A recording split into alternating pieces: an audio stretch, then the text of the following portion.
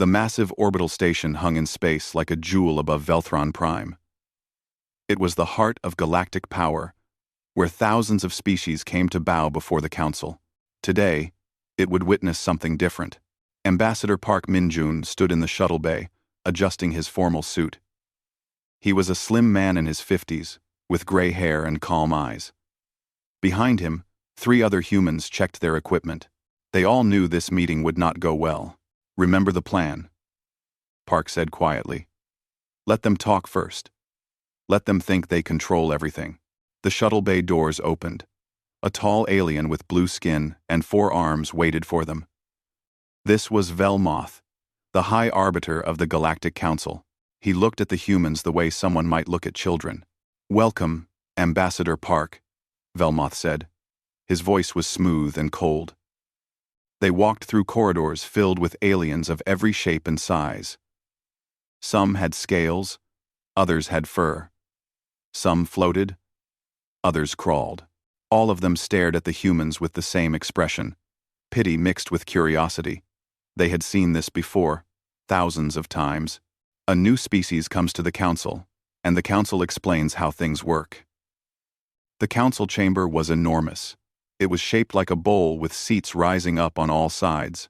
Hundreds of alien representatives sat in those seats. At the bottom of the bowl was a small platform where Park and his team were directed to stand. Velmoth took his place at the highest seat. He raised one hand, and the chamber fell silent. "We gather today to welcome humanity into the galactic community," Velmoth began. His voice echoed through the chamber. "Humanity has achieved faster than light travel. This is an important achievement. However, space is dangerous.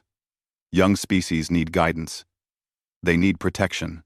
Park stood still, his face showing nothing. "For 3 cycles, we have observed humanity," Velmoth continued. "We have seen your potential, but also your youth, your inexperience. Therefore, the Council has prepared a treaty of guided membership. You will accept Council authority over your space. You will contribute resources to the common good. You will follow Council laws. In return, you will receive our wisdom and our protection." A new alien stood up. This one was massive, covered in red scales with eyes like fire. "I am General Thex Kor of the Krathax Empire," the alien announced. "Let me be clear. Humans, this is not a negotiation." 67 species tried to refuse the Council. All of them learned the price of refusal. Some learned with words. Others learned with fire. Another alien rose. This one looked like a floating jellyfish with glowing tendrils. "The Quailar Syndicate has already invested in human space," it said in a bubbling voice. "We have calculated the value of your worlds. We have sold shares in your resources. The economic framework is complete. You simply need to sign the documents." More aliens spoke. Each one explained why humans had no choice. Each one described the power of the Council. Each one made it clear that resistance was impossible. They spoke for an hour, taking turns, building a wall of words that was supposed to crush any thought of independence. Finally, Velmoth raised his hand again. Silence fell. "Ambassador Park," Velmoth said, "you have heard the wisdom of the Council. You have heard the offer we make. Now you will accept our terms, and humanity will join the thousands of species who live under Council guidance. Speak your agreement." Park took a single step forward. Every eye in the chamber focused on him. He looked up at Velmoth, then slowly scanned the entire chamber. When he spoke, his voice was quiet, but clear. "No." The single word dropped into the silence like a stone into still water. For a moment, nothing happened. Then, confused, murmuring filled the chamber. Aliens turned to each other, asking if they heard correctly. Velmoth's blue face darkened. "Perhaps you misunderstood," Velmoth said slowly. "This is not a request. This is reality." "I understood perfectly," Park replied. His voice was calm, almost friendly. The Council demands that humanity surrender our sovereignty, that we submit to your authority, that we give you our resources and obey your laws. My answer is no. Humanity rejects these terms. We reject all of your terms. General Thexcor stood up, his scales bristling. You reject nothing. You are 4 humans in a room with the most powerful beings in the galaxy. I am one human speaking for billions, Park said. And we all agree. We will not submit. Earth and her colonies will remain independent. We will conduct our own foreign policy. We will defend our sovereignty by any means necessary. The chamber erupted. Aliens shouted in dozens of languages. Some laughed. Some roared threats. Some simply stared in shock. Velmoth slammed his hand down, creating a sound like thunder. Silence, Velmoth commanded. The chamber quieted. He stared down at Park with something that might have been anger or might have been confusion. Ambassador, you do not understand what you are doing. The Council has existed for 10,000 years. We have integrated 6,000 species. None have refused. None can refuse. Then we will be the first, Park said simply. The Quiller representative floated down closer to Park. We have already divided your systems among investors. Contracts have been signed. Money has changed hands. You cannot simply refuse. Your contracts mean nothing to us, Park said. You are selling something that does not belong to you. Earth does not recognize your authority to make such deals. Then you choose war, General Thexcor growled. You choose destruction. We choose freedom, Park corrected. If you choose to make it war, that is your decision. Velmoth leaned forward in his seat. You have perhaps 50 ships, human. We have hundreds of thousands. Your technology is primitive. Your colonies are exposed. You cannot possibly believe you can resist the combined might of the Council. Park smiled slightly. It was not a happy smile. High Arbiter, let me ask you a question, Park said.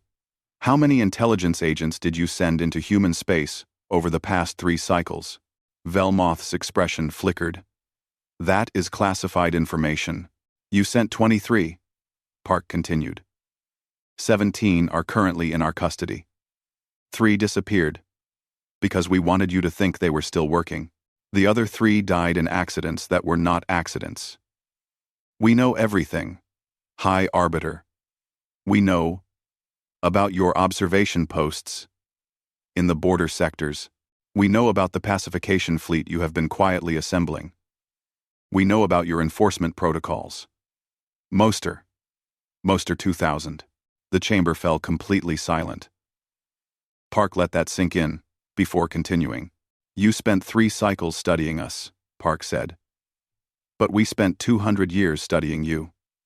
We detected your signals long before we achieved faster-than-light travel. We listened to your communications. We learned your languages. We watched how you treat species that refuse you. We prepared for this exact moment. Lies, General Thexcor snarled, but his voice lacked certainty. Your pacification fleet is in the Vexnal sector, Park said calmly. 200 capital ships under Admiral Kothran. They were ordered to mobilize 6 days ago. They will be ready to jump to human space in approximately 72 hours. Did I miss anything? Velmoth's face had gone pale blue. Around the chamber, aliens were frantically checking data pads, making calls, whispering urgently to each other. Park turned to leave, his team falling in behind him. You are making a grave mistake, Velmoth called after him. Park paused at the chamber door and looked back. No, High Arbiter. You made the mistake. You assumed we would be like all the others. You assumed we would be afraid. You assumed wrong. He paused. Your fleet will come. We know this. And we will be ready. I suggest you tell Admiral Kothran to be careful. Earth does not make threats. We make promises. And I promise you this. If you attack us, you will regret it. Then Park walked out of the chamber. Behind him, the Galactic Council dissolved into chaos. Some aliens shouted for immediate military action. Others demanded investigations into the intelligence failure. A few sat quietly, thinking about what the human had said and wondering if perhaps the council had finally met a species it could not control. In his shuttle, Park strapped in for departure. His hands were shaking slightly. He had just defied the most powerful organization in the galaxy. He had made them angry. He had started something that might end with Earth burning, but he had also stood firm. He had said no when everyone expected him to say yes. And sometimes, that was all it took to change everything. The shuttle left the station and jumped toward home. Behind it, the council prepared for war. Ahead of it, Earth prepared for the same. The galaxy was about to learn something new about humanity. They were about to learn that humans do not kneel. The council chamber remained in chaos for hours after Park left. Velmoth finally restored order by threatening to seal the chamber and deprive everyone of atmosphere until they calmed down. It worked. But the silence that followed was heavy with anger and fear. "Explain," Velmoth said to his intelligence director, a small gray alien named Pixatal who had 6 eyes and currently wished he had none. "Explain how a primitive species knew about our classified fleet movements." Pixatal's 6 eyes blinked in different patterns, a sign of extreme stress. "High Arbiter, we are investigating. Our initial assessment is that the humans have capabilities we did not anticipate. Their encryption is far more advanced than their general technology level suggests. Their counterintelligence is extremely effective. And somehow, they penetrated our communication networks." "Oh, never. Somehow," Velmoth repeated coldly. "That is not an answer. It is the only answer I have right now," Pixtal admitted. "High Arbiter, we followed standard protocols. We treated humanity as a typical pre-contact species, but they are not typical. They prepared for us. They were ready for this exact scenario." General Thexcor slammed his fist on his seat's armrest. "Enough talk about intelligence failures. The humans defied the council. They must be punished. We mobilize the full fleet and crush them." Several council members shouted agreement. Others looked uncertain. A few looked frightened, though they tried to hide it. Velmoth raised a hand for silence. "General Thexcor, I understand your anger. However, we must think carefully. The human knew things he should not know. He was not afraid when he should have been terrified. He left as if he expected to return safely to his homeworld. Why? Because he is foolish," Thexcor growled. "Or because he is confident," said a new voice. This came from Elder Sixnal of the Velthron, one of the oldest beings in the council. Sixnal rarely spoke, but when he did, others listened. "I have lived for 3,000 years. I have seen the council integrate hundreds of species. None have behaved like this human. None have had the confidence to refuse us. We should ask ourselves, why?" "They have barely 200 years of space travel," another council member protested. "We have 10,000 years of accumulated technology and knowledge. There is nothing they can teach us. Nothing they can threaten us with." "No, Indy, Crassus, and yet they knew about our fleet," Sixnal said quietly. "They captured or killed our intelligence agents. They claim to be ready for our attack. Perhaps we should consider that we do not know everything about them." The Quailar representative floated forward. "Elder, with respect, we have economic considerations. My syndicate has sold futures contracts on human resources. If we allow them to refuse the council, those contracts become worthless. I will lose billions. Many here will lose billions." "Then you gambled poorly," Sixnal replied. "You sold something before you truly owned it." The argument continued for another hour. Finally, Velmoth made a decision. "We will proceed with the demonstration fleet," he announced. "Admiral Kothran will take 200 capital ships to human space. He will not attack immediately. He will show them our power. He will give them one more chance to accept our terms. If they continue to refuse, he will disable their orbital defenses and occupy their homeworld. Minimal casualties. Maximum intimidation. Maximum intimidation. And if they resist? Someone asked. Then they will learn why resistance is futile, Velmoth said. 200 capital ships should be more than sufficient.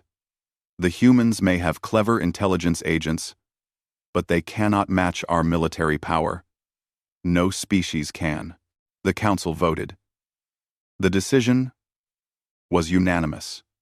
The demonstration fleet would depart immediately, far across the galaxy, in a quiet office on Earth. General Li He-jin received Park's report. She was a woman in her 60s, with short, gray hair and eyes that had seen too many battles. She listened without interrupting, as Park described everything that happened at the Council. They were shocked, Park said through the communication link. Angry. Confused. But not intimidated. The military faction won the argument. They are sending ships. How many? Lee asked. My contact in the Quillar Syndicate estimates 200 capital ships. They call it a demonstration fleet. They plan to show us their power and give us one more chance to surrender. Lee nodded slowly. 200. That matches our projections. Are you certain about the timeline? 3 to 4 days. Maybe less if they push their engines hard. General, are we ready for this? Lee looked out her window at the Earth below. Billions of people lived on that blue world. They were counting on her to protect them. They were counting on humanity's military to be as good as everyone claimed. We are ready, she said. We have been preparing for this moment for 50 years. Every simulation, every war game, every piece of intelligence we gathered pointed to this scenario. The Council does not negotiate with species they consider inferior. They either absorb them peacefully or crush them militarily. We knew they would come. A lot of people are going to die, Park said quietly. Yes, Lee agreed. But fewer than if we surrender. The Council's tributary species are little better than slaves. They have no rights, no freedom, no future, except serving the Council's interests. We saw what happened to the Porthini when they tried to negotiate better terms. The Council burned 3 of their colonies as an example. I will not let that happen to Earth. I hope we are not making a terrible mistake, Park said. So do I, Lee replied. But we committed to this path long ago. Now we see it through. Get home safely. Ambassador. We are going to need good diplomats when this is over. The communication ended. Lee stood and walked to her command center. Dozens of officers worked at stations, monitoring everything in human space. On the main display was a 3-dimensional map of the Sol system. Earth sat at the center, surrounded by symbols representing ships, orbital platforms, defensive stations, and weapon arrays. Status report, Lee ordered. Her second-in-command, Colonel Kim Tae-won, pulled up the data. All defensive platforms are at full readiness. The home fleet is positioned in optimal intercept formations. Colony militias report ready status. The belt stations are armed and supplied. Every ship that can fight is fueled and crewed. Hidden assets? Lee asked. All stealth ships are deployed and silent. The asteroid stations are powered down, but can activate in 30 seconds. Our surprise packages are in position. Lee studied the display. To an outside observer, Earth's defenses looked adequate, but not impressive. A few dozen capital ships, some orbital platforms, standard defensive arrays, nothing that should trouble a fleet of 200 Council warships, but appearances were designed to deceive. Humanity had spent 50 years preparing for this moment. They had built weapons in secret. They had trained in tactics the Council had never seen. They had turned their entire solar system into a trap. They think we are weak, Lee said quietly. They think we are primitives, who got lucky with faster-than-light travel. They think they can intimidate us into submission. They are wrong, Colonel Kim said. Yes, Lee agreed. They are wrong. And they are about to find out just how wrong. Send the signal. Protocol Defiance is active. All colonies are weapons-free, if attacked. No surrender, no retreat. We hold the line. The signal went out across human space. On Mars, colonists checked their weapons and moved families into shelters. In the belt, miners climbed into defense fighters they had been secretly training in for years. On Europa, the military base went to full combat status. Every human colony, every ship, every station received the same message. The Council is coming. And we are ready. In the Vexenal sector, Admiral Kothran stood on the bridge of his flagship. Around him, 200 capital ships prepared for the jump to human space. Each ship was massive, armed with weapons that could destroy cities. Each ship carried shields that had never been breached in battle. Each ship represented thousands of years of technological advancement. Kothran felt confident. He had crushed rebellions before. He had brought dozens of species to heel. These humans would be no different. They would see his fleet, realize their mistake, and surrender. It would be over in hours, maybe days at most. All ships report ready, his tactical officer announced. Excellent, Kothran said. Set course for the human home system. These primitives need to learn their place in the galaxy. We will teach them. Kothran. The fleet jumped. 200 massive ships vanished into faster-than-light space, crossing the galaxy toward Earth.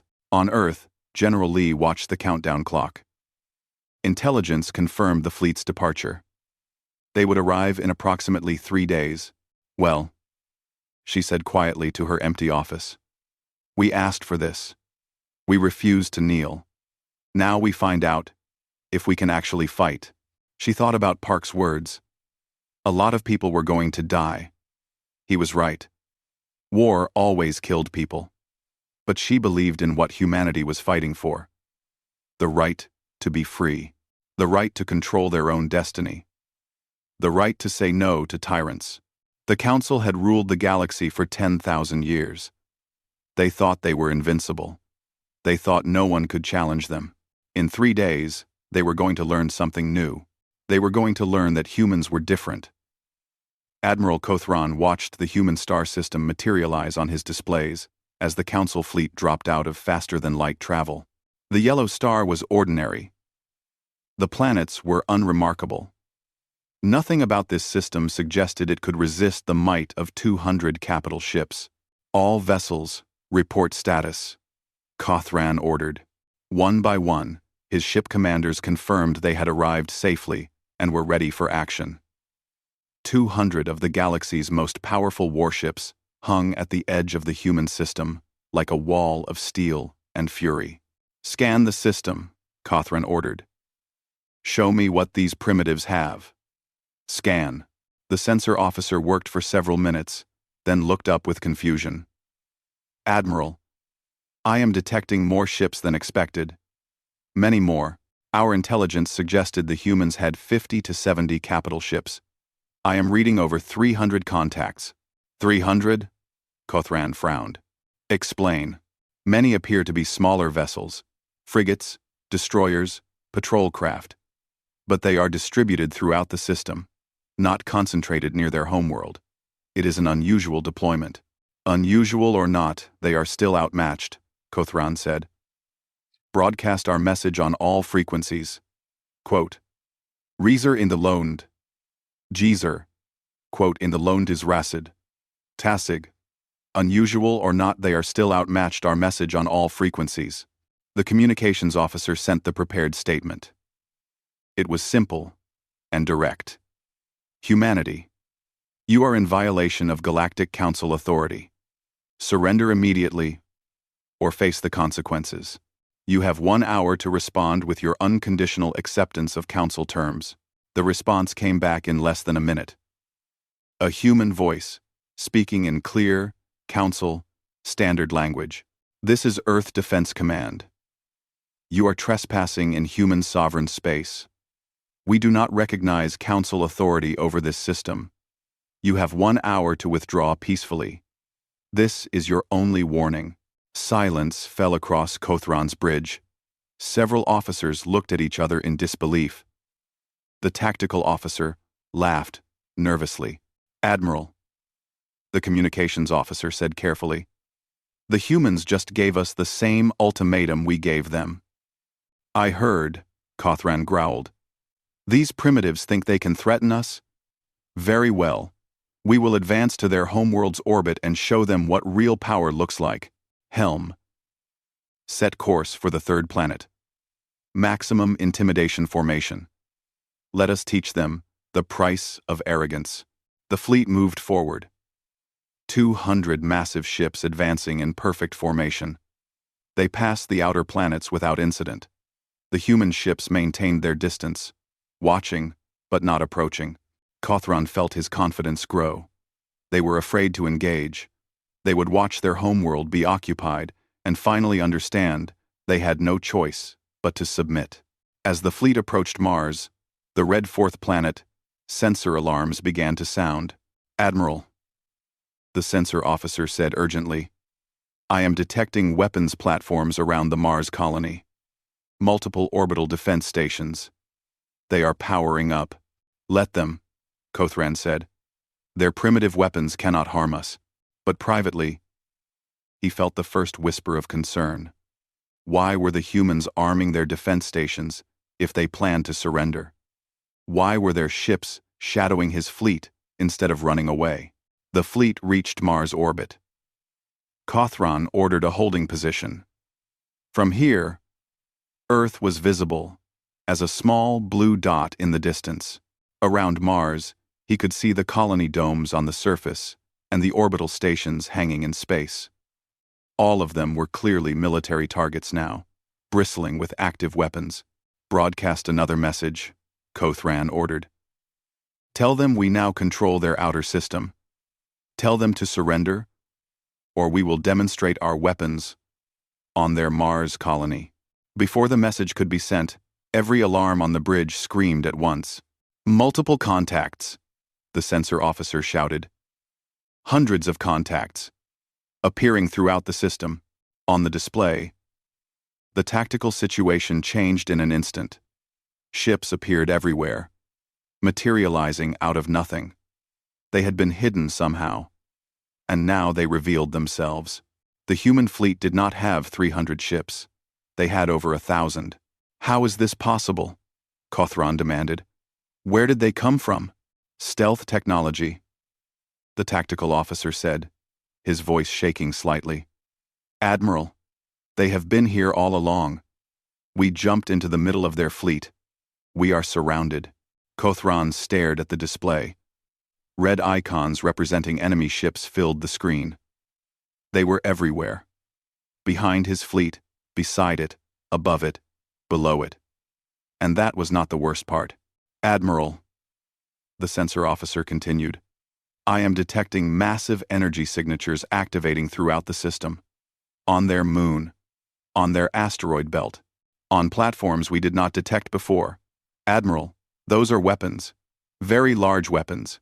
A new communication came from Earth. This time it was a woman's voice, calm and cold. "Council Fleet. This is General Lee Hagen of Earth Defense Command. You were warned. You did not listen. You are now positioned exactly where we want you. You are surrounded. You are outgunned. You are in a kill zone of our design.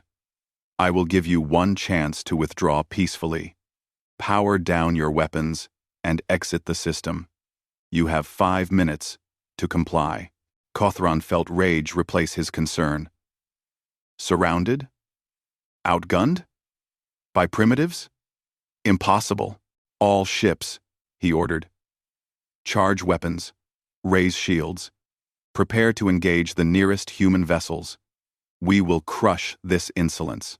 "Admiral," his second-in-command said carefully, "perhaps we should consider retreat. We are in an unfavorable position." "Retreat?"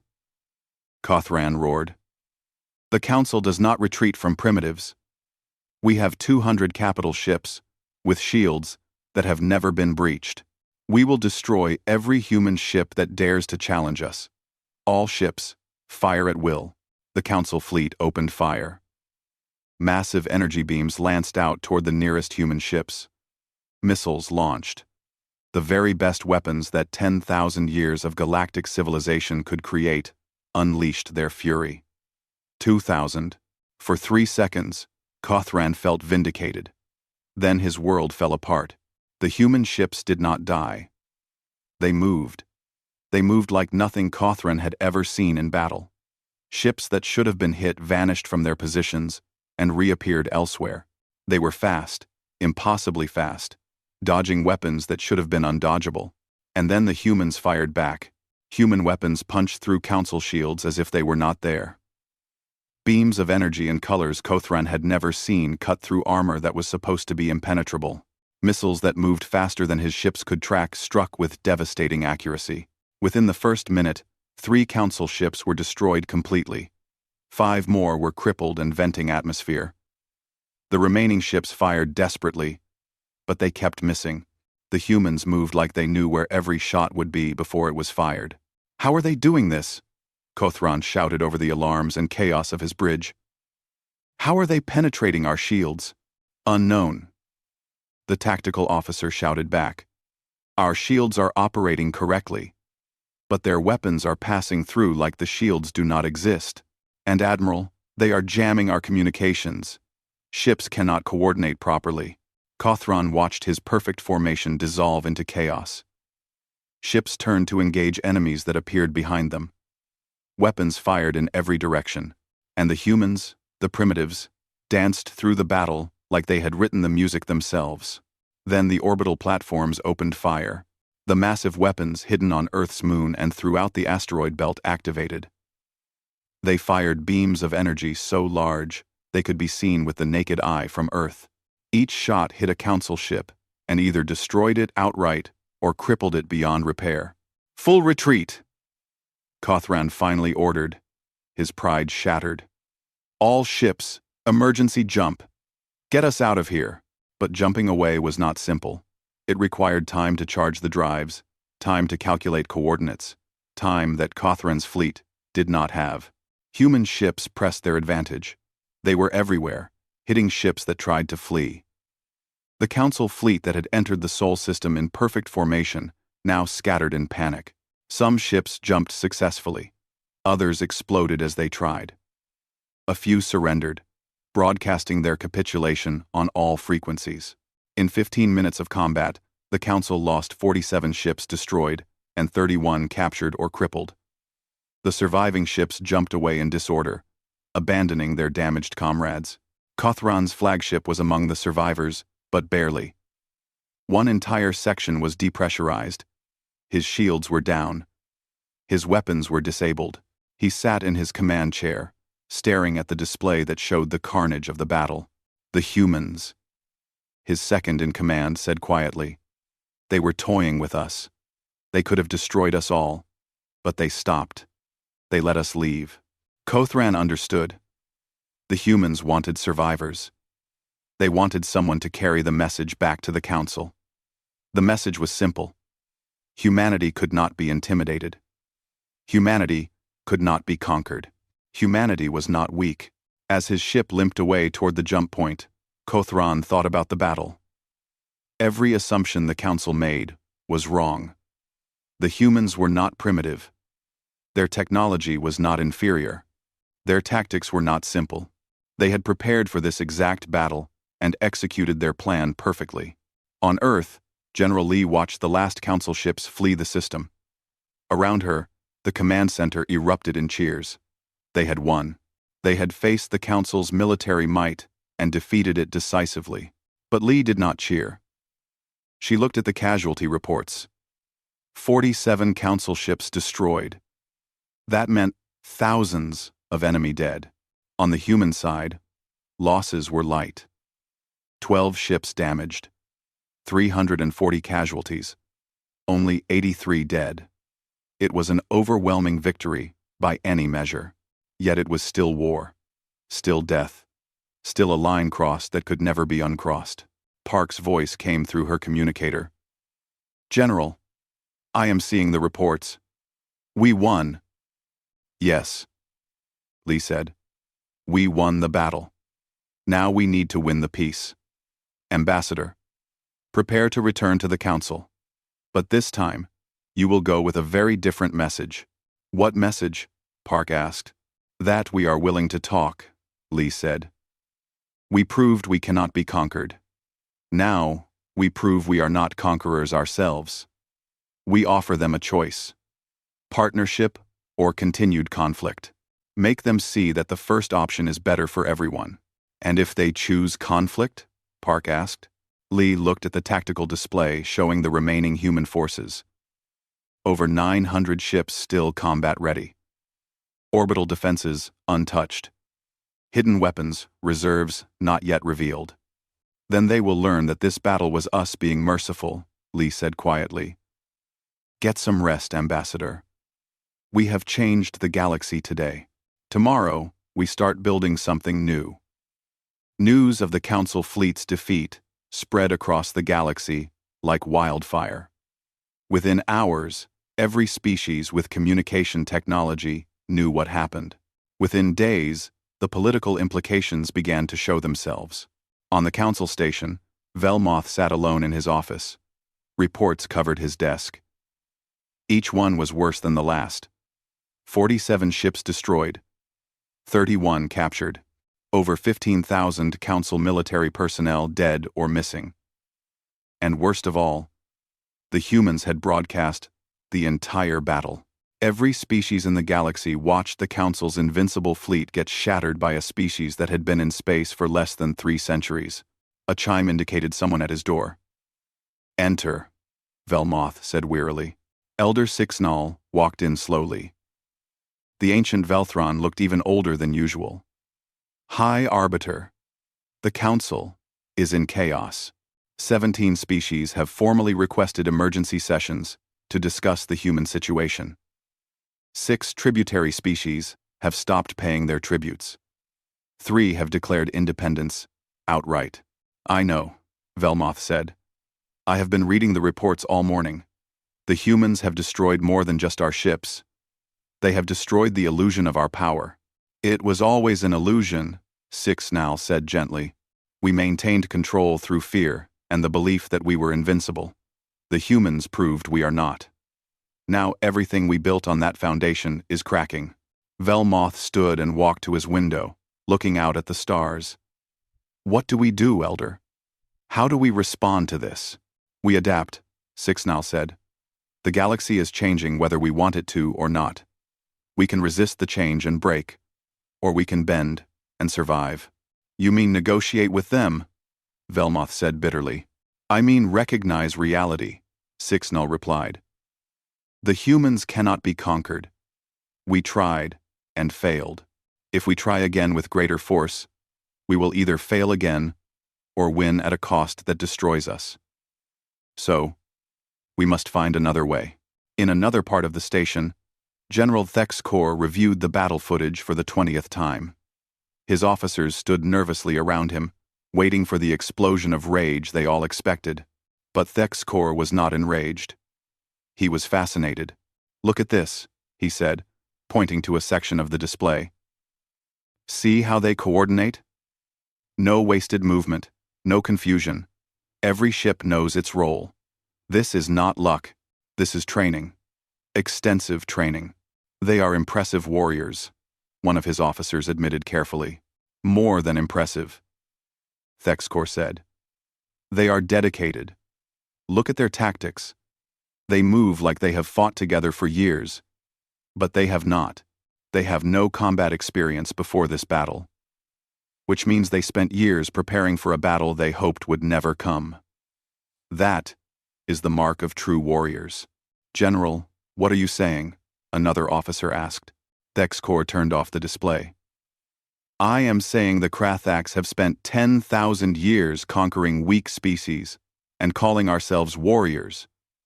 But we have forgotten what real war looks like. The humans have not. They prepared. They trained. They accepted that war might come, and they made themselves ready. We should have been doing the same thing, but we grew soft living off the tribute of conquered peoples. He stood and faced his officers. I am recommending to the council that we accept whatever terms the humans offer. Not because I am afraid of them, but because I respect them. They are what we used to be. A species that refuses to kneel.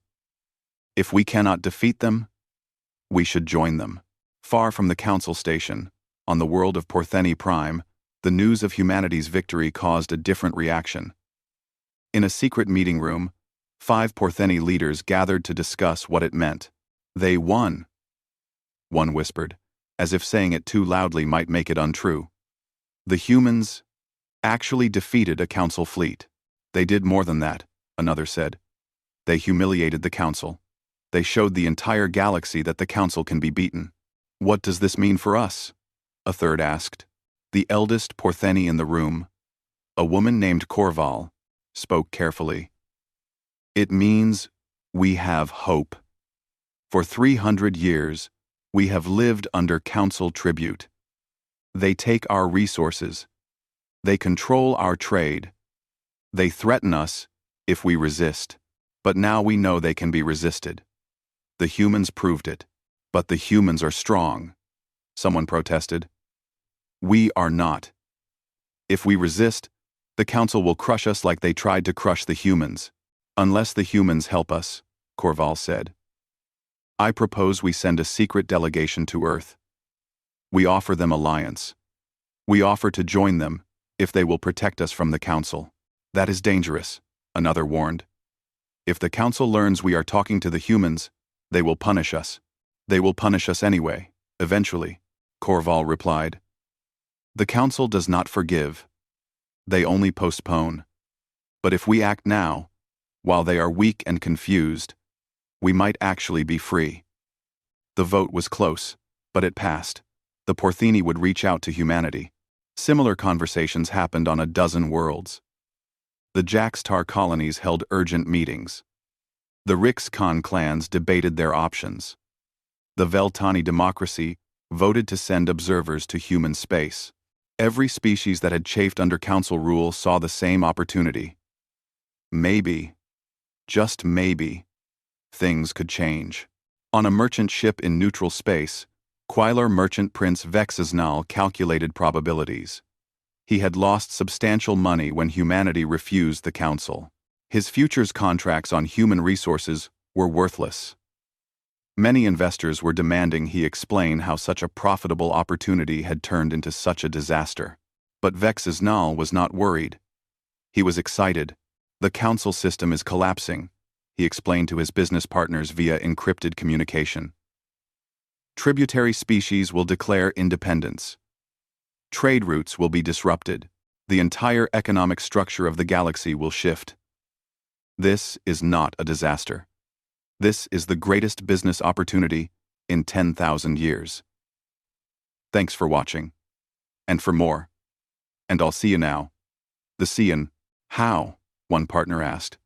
We lost billions on the human contracts. We lost billions on one bet. Vexnal corrected.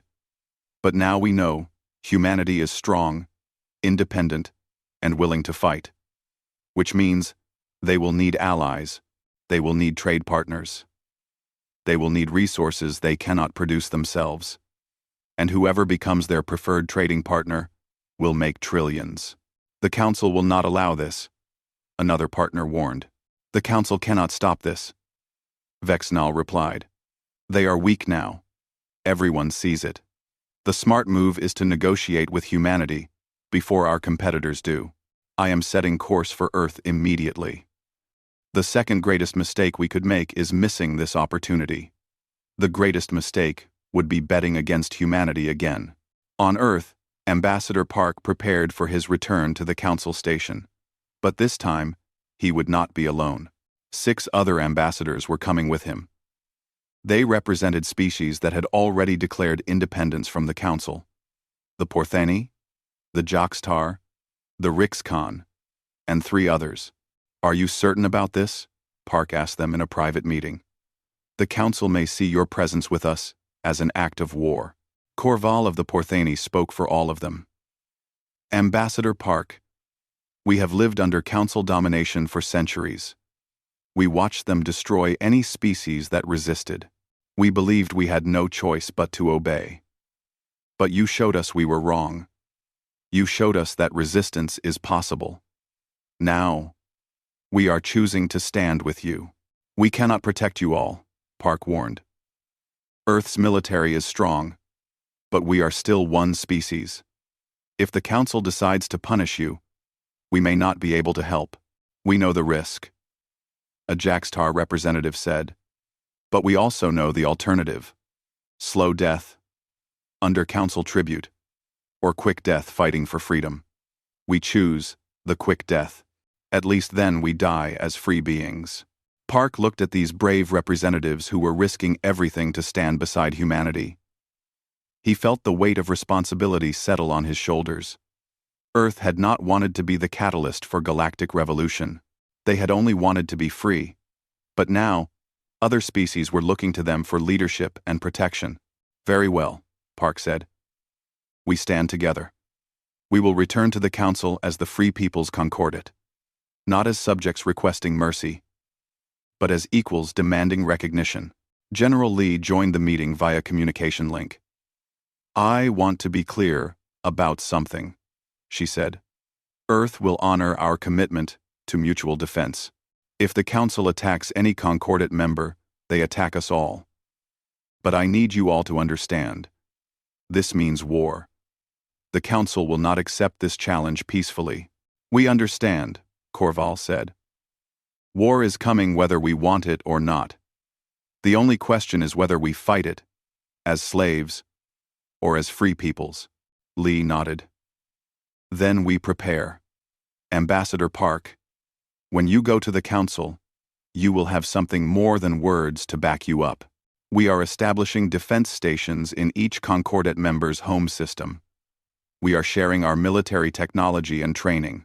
If the Council wants to crush the Concordat, they will have to fight through Earth's military to do it. The meeting ended. The representatives prepared for their journey to the Council station. They all knew they were walking into danger. The Council could arrest them, or worse, but they also knew that staying silent meant accepting subjugation forever. On the Council station, Velmoth received word that Ambassador Park had requested another meeting. This time, he was bringing guests. When Velmoth learned who those guests were, he felt his stomach turn. 6 tributary species have joined the humans, he told the emergency council session. They call themselves the Free People's Concordat. They are coming here to demand recognition as independent states. The chamber erupted in shouting. Some demanded the ambassadors be arrested the moment they arrived. Others called for military action against all Concordat members. A few urged caution and negotiation. Elder Sixenal raised his hand for silence. When the chamber quieted, he spoke. Members of the Council, we face a choice. We can try to crush this rebellion with military force. But we tried that already, and we failed. We lost ships. We lost prestige. We lost the fear that kept species obedient. If we attack again, we may win, but the cost will be enormous. And every battle will encourage more species to join the Concordat. What is the alternative? Velmoth asked. Though he suspected he already knew. We negotiate, Sixnal said. We recognize that the galaxy has changed. We can either change with it or be swept away by it.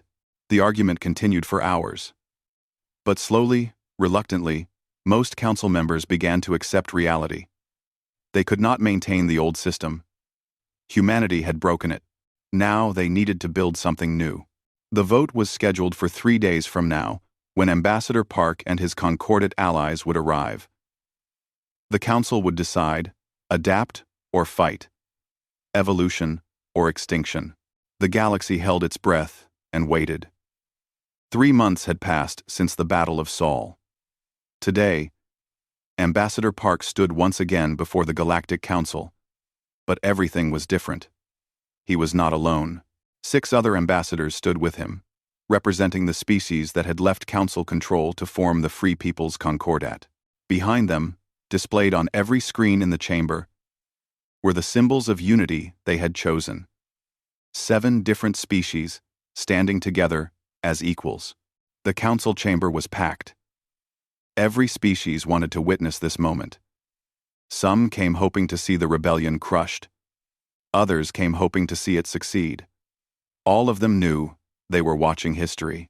High Arbiter Velmoth looked older than he had 3 months ago. The weight of the council's crisis showed on his face. But he maintained his dignity as he called the session to order. Ambassador Park, Velmoth began. Park stepped forward. His voice was calm and clear, carrying to every corner of the chamber. High Arbiter, members of the council, I stand before you not as a supplicant, but as a representative of free peoples. 3 months ago, humanity rejected your demand for submission. You sent a fleet to force our compliance. That fleet was defeated. Since then, 6 additional species have joined humanity in declaring independence from council authority. Together, we have formed the Free People's Concordat. Murmurs ran through the chamber, some angry, some intrigued. Park continued. We do not come here to declare war. We do not seek to destroy the council. We seek recognition. Recognition of our sovereignty. Recognition of our right to self-determination. Recognition that the age of tributary subjugation is over. General Thexkor stood up. The massive Krathax warrior's presence commanded attention. Ambassador Park, you speak boldly for someone whose species nearly died 3 months ago. You won 1 battle. Do you truly believe you can resist the council's full might? Park met Thexkor's gaze steadily. General, with respect, we already have.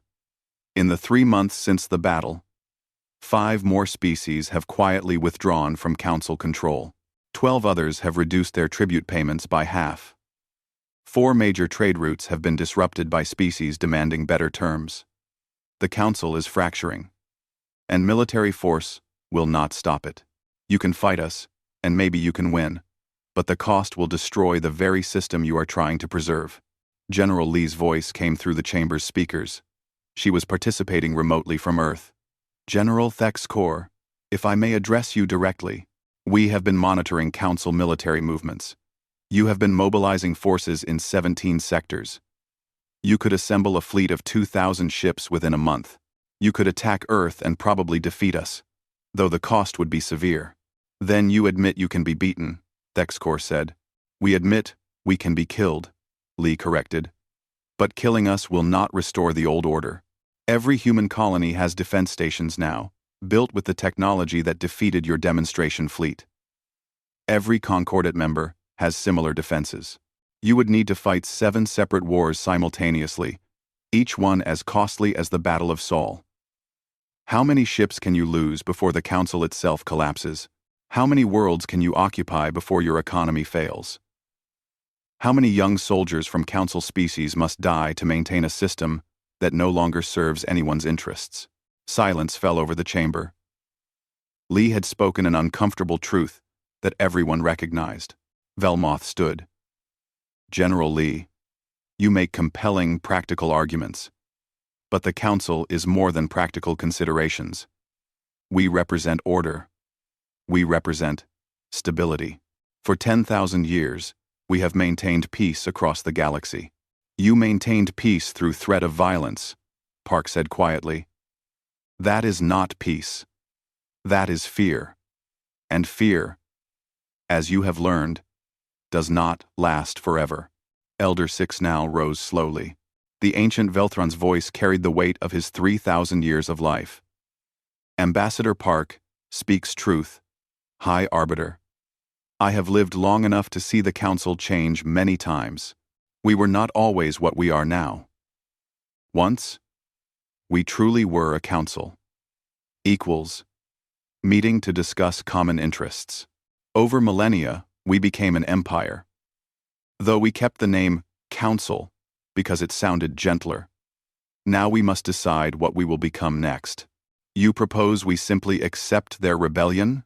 Demanded a council member. I propose we recognize reality, Sixnal replied. The humans have demonstrated military capability we cannot match without enormous cost. They offer an alternative to endless war. We should listen. End of quote. Sixnal. End of quote. A new voice spoke. It belonged to Vexnal, the Quailer merchant prince. If I may address the council, I bring an economic perspective. The old tributary system is collapsing regardless of what we decide today. Trade patterns are already shifting. Species that once feared to trade with each other are now negotiating directly. The economic benefits of free trade are becoming apparent to everyone. Fighting this change is not just militarily difficult, it is economically foolish. Vexanal projected financial data onto the chamber displays. I have been negotiating with humanity and Concordat members for the past 2 months. Open trade agreements, technology exchanges, mutual development projects. The profit potential is enormous, far exceeding what we extracted through tribute. But only if we stop treating these species as subjects and start treating them as partners. The arguments continued for hours. Species after species spoke. Some defended the old system passionately. Others cautiously suggested that change might be necessary. A few spoke openly in support of the Concordat. Finally, Velmoth called for order. We have heard many perspectives. The Council must now decide. Do we recognize the Free People's Concordat as independent states? Do we dissolve the tributary system and restructure the Council as a confederation of equals? And if we refuse? Someone asked. Park answered. Then the Concordat will defend itself. We will continue accepting species who wish to join us. We will establish our own trade networks, our own diplomatic protocols, our own systems of mutual defense. The galaxy will divide into those who cling to the old system and those who embrace the new. That division will inevitably lead to conflict. You threaten us, Velmoth said. I state reality. Park replied. High Arbiter, we did not start this conflict. We only refused to submit to it. Everything that followed came from that single choice. You can force us to keep fighting, or you can accept that we have the right to make our own choices. One path leads to endless war. The other leads to a new beginning. Number 4. Just two, end quote. Number 4. General Thexcor stood again.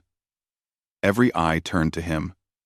The Krathax warrior's opinion carried enormous weight in council decisions. I have reviewed the Battle of Sol many times, Thexcor said. I have studied human tactics, human technology, human military doctrine. What I learned troubles me. The humans are better warriors than we are. Not because they are stronger or more advanced, but because they are more dedicated. They train harder. They prepare better. They accept sacrifice more readily. He paused, looking around the chamber. The Krathax pride themselves on being warriors. But we have become soft. We rely on superior numbers and technology to defeat enemies who barely fight back. The humans showed us what real warriors look like. They showed us what we used to be before we became conquerors of weak peoples. Thexcor turned to face Park directly. Ambassador, the Krathax vote to accept your Concordat. Not because we fear you, but because we respect you.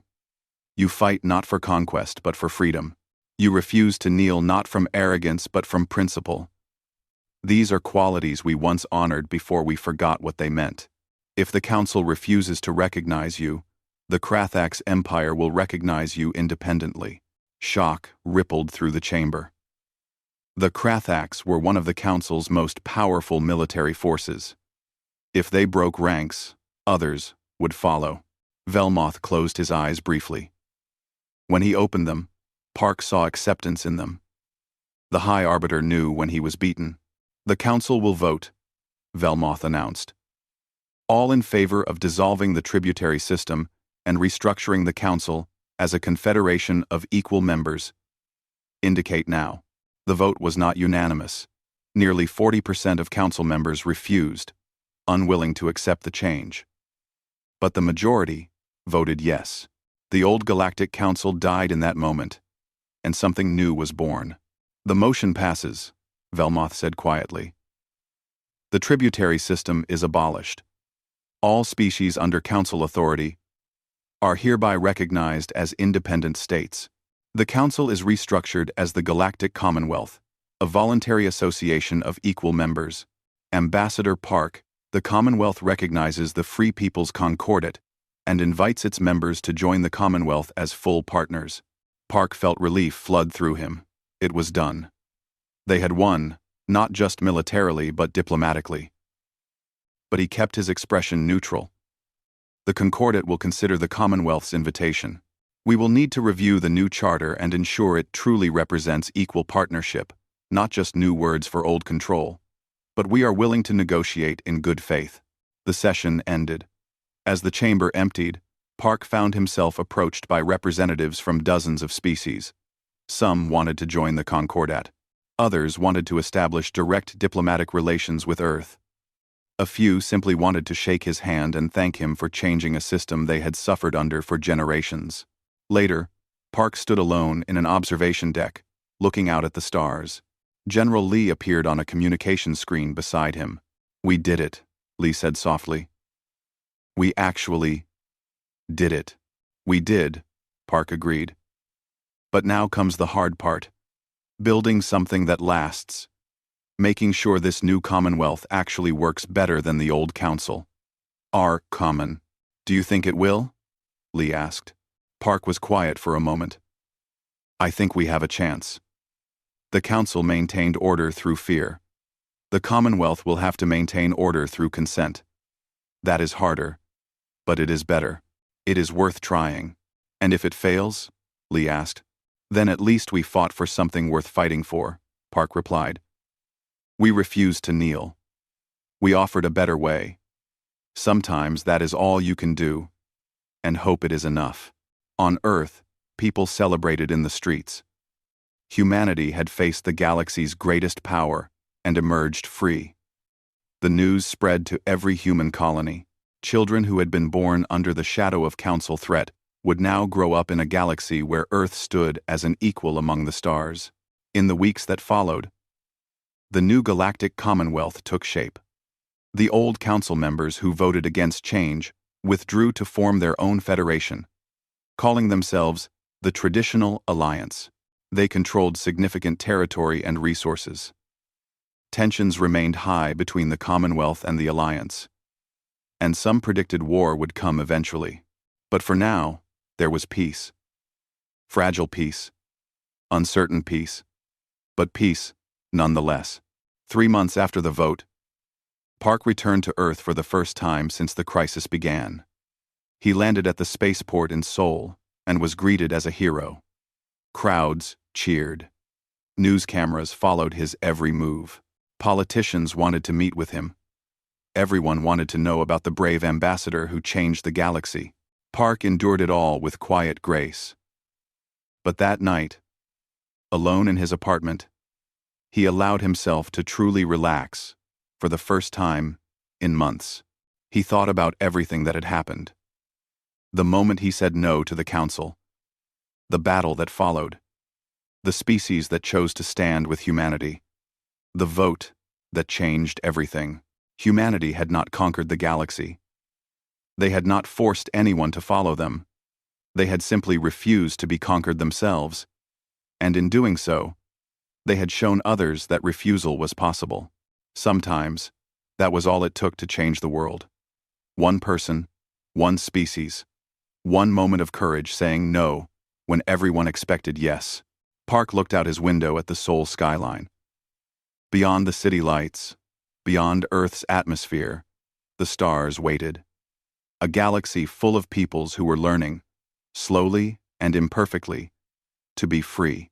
It was not perfect. It would never be perfect. And sometimes, better was enough.